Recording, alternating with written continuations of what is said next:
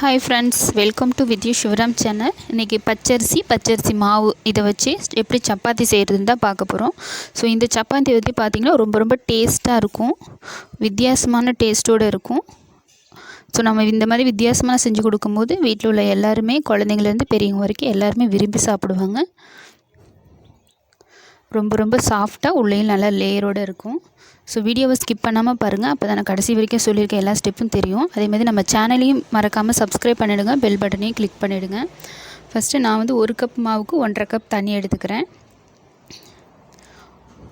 இப்போ இந்த தண்ணியில் 1 டீஸ்பூன் தேங்காய் எண்ணெய் சேர்த்துக்கலாம். உங்களுக்கு எந்த எண்ணெய் பிடிக்குதோ அதை சேர்த்துக்கலாம். தேவையான அளவு உப்பு சேர்த்துக்கலாம். 1 டீஸ்பூன் சர்க்கரை சேர்த்துக்கலாம். சர்க்கரை வந்து சேர்க்கும்போது பார்த்திங்கன்னா நமக்கு நல்லா சாஃப்டாக நல்லா புஃபி வரும். இப்போ இந்த தண்ணி வந்து கொதிக்கட்டும். இப்போ நம்ம பச்சரிசி மாவு 1 கப் எடுத்தாச்சு. நீங்கள் உங்களுக்கு தேவையான அளவு பச்சரிசி மாவு எடுத்துக்கலாம். நான் வந்து எந்த கப்பில் எடுக்கிறீங்களோ அதே கப்பில் தண்ணியும் அளந்துக்குங்க. 1 கப் பச்சரிசி மாவுக்கு பார்த்திங்கன்னா 1.5 கப் தண்ணி வந்து சரியாக இருக்கும். தண்ணி நல்லா கொதிச்சதையும் கொஞ்சம் கொஞ்சமாக அடுப்பை லோ ஃப்ளேமில் வச்சுட்டு கொஞ்சம் கொஞ்சமாக சேர்த்துட்டு நல்லா கலந்து விட்டுறலாம். நான் வந்து டைரெக்டாக இடியாப்ப மாவு தான் எடுத்திருக்கேன். ஸோ நீங்கள் வந்து அரிசியை கூட பச்சரிசியை ஒரு 2 மணி நேரம் ஊற வச்சுட்டு தண்ணிலாம் வடிச்சிட்டு ஒரு துணியில் ஒரு 10-15 நிமிஷம் காய விட்டுட்டு அதை மிக்சியில் அடிச்சுட்டு சலித்து கூட எடுத்துக்கலாம்.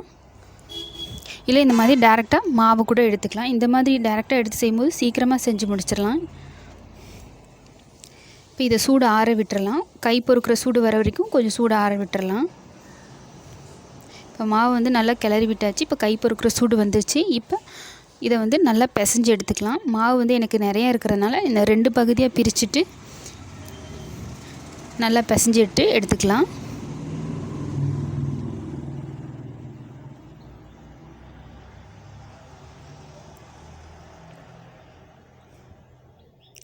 பார்த்திங்கன்னா நான் 2 பகுதியாக மாவு பாதியாக எடுத்துட்டேன். ஸோ இதை வந்து இப்போ இதை நல்லா தனித்தனியாக நல்லா பிசைஞ்சு விட்டு எடுத்துக்கலாம்.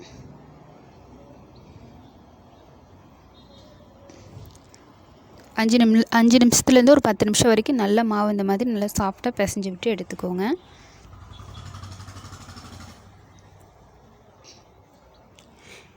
இந்த வின்டர் சீசனுக்கு பார்த்திங்கன்னா இந்த மாதிரி பச்சரிசியில் செய்யும்போது ரொம்ப நல்லதும் கூட. நமக்கு தேவையான அளவு சின்ன உருண்டைகளாக இப்படி எடுத்துட்டு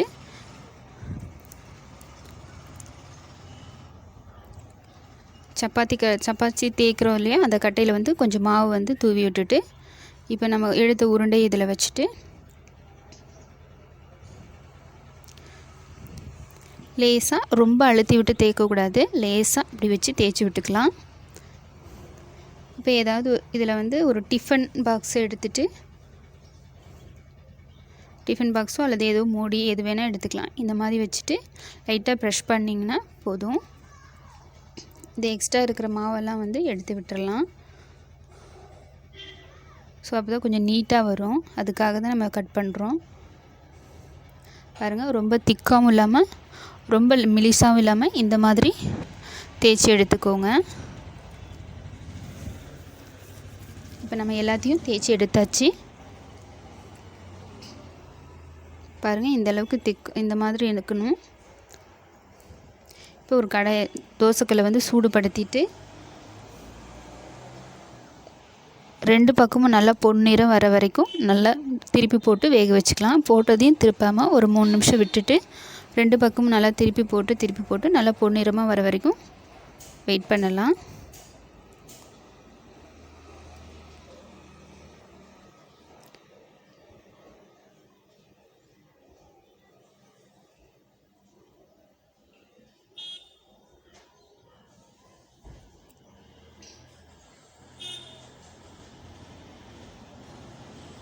இப்போ பார்த்திங்கன்னா 2 பக்கம் பொன்னிறமாக வந்துருச்சு. இந்த டைமில் பார்த்திங்கன்னா இதுக்கு மேலே வந்து எண்ணெய் வந்து அப்ளை பண்ணிக்கலாம்.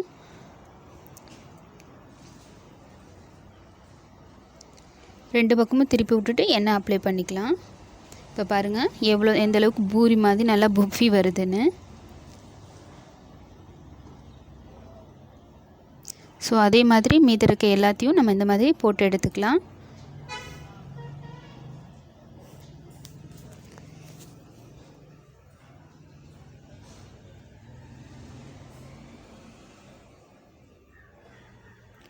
நம்ம வந்து இது போடும்போது எண்ணெய் தேய்க்கக்கூடாது. எண்ணெய் தேய்க்காமல் போட்டுட்டு 2 பக்கமும் நல்லா சுட்டு பொன்னிறமாக வர வரைக்கும் சுட்டு எடுத்துகிட்டு அதுக்கப்புறமா நம்ம வந்து இந்த சப்பாத்தி அரிசி சப்பாத்தி மேலே எண்ணெய் தேய்ச்சிட்டு அதுக்கப்புறம் திருப்பி போட்டிங்கன்னா நல்லா புஃபி வரும். பாருங்கள் எந்தளவுக்கு புஃபி வருதுன்னு.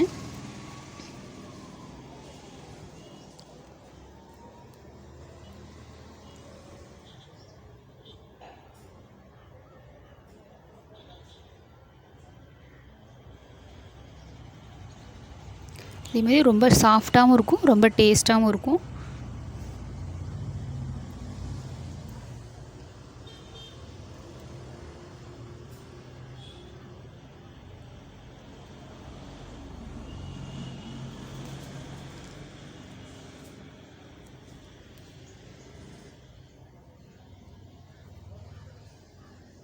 ஸோ அவ்வளோதான் ஃப்ரெண்ட்ஸ், நல்லா வேக விட்டு எடுத்துக்கலாம். இப்போ வந்து இதுக்கு தேவையான ஒரு சட்னி மட்டும் பார்த்துடலாம். ஒரு ஸ்பூன் எண்ணெய் சேர்த்துட்டு ஒரு கடாயில் தேவையான மிளகா சேர்த்துட்டு பொன்னிறமாக வறுத்துட்டு மிளகாயை மட்டும் தனியாக எடுத்து வச்சிடலாம். அது கூட 2 பெரிய வெங்காயம் பொடியாக கட் பண்ணிவிட்டு கண்ணாடி பதத்துக்கு வதக்கி விட்டு எடுத்துக்கலாம். இது கூட 2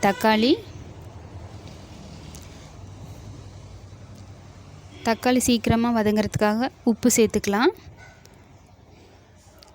ஒரு சின்ன சைஸில் ஒரு புளி சேர்த்துக்கலாம்.